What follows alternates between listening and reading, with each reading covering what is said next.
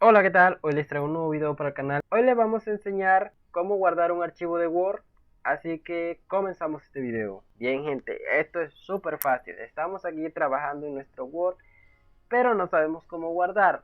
Entonces lo único que hay que hacer es muy fácil. Siempre cuando viene por defecto el programa trae este icono que está acá arriba, que es guardar.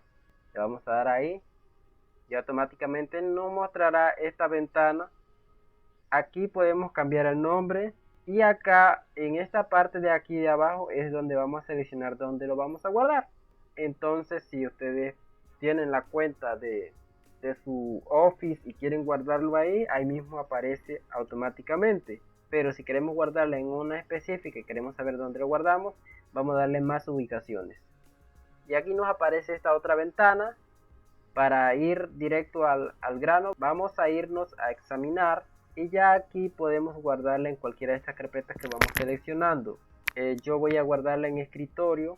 Por aquí arriba aparece escritorio, lo selecciono, le pongo el nombre que quiero aquí y no tocamos más nada y le damos guardar. Ahora, si el archivo está guardado, pero queremos guardar lo que, por ejemplo, ya hicimos un adelanto, ¿verdad?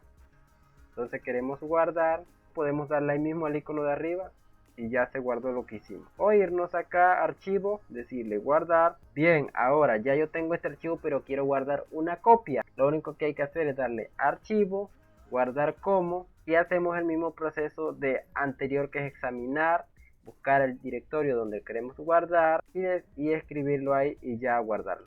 Y bueno, gente, eso ha sido todo por el día de hoy. Espero que el video les guste. Nos vemos en una próxima edición. Adiós.